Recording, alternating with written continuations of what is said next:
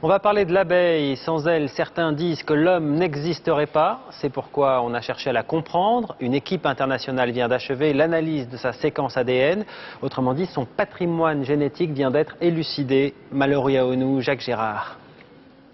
Elles butinent depuis des millions d'années, gardiennes de leur ruche comme d'un secret. C'est sans compter sur les scientifiques. Ils viennent de séquencer le génome de l'abeille à miel. Près de 10 500 gènes identifiés qui pourraient permettre de comprendre une société complexe, de savoir pourquoi un même patrimoine génétique peut donner une reine ou une ouvrière. C'est l'alimentation qui oriente l'expression de certains gènes.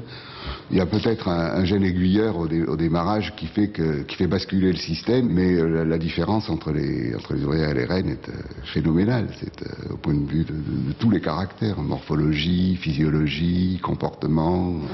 La carte génétique se dévoile à peine, mais certains chercheurs étayent déjà des théories, notamment sur l'origine contestée de l'abeille.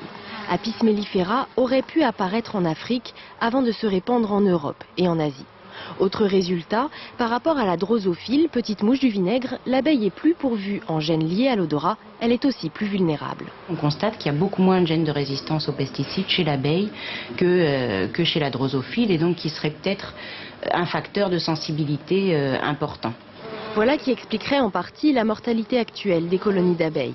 Au-delà de l'enjeu scientifique, de telles découvertes ont une incidence économique. Plus de 80% des espèces végétales cultivées dans le monde se reproduisent grâce aux insectes pollinisateurs.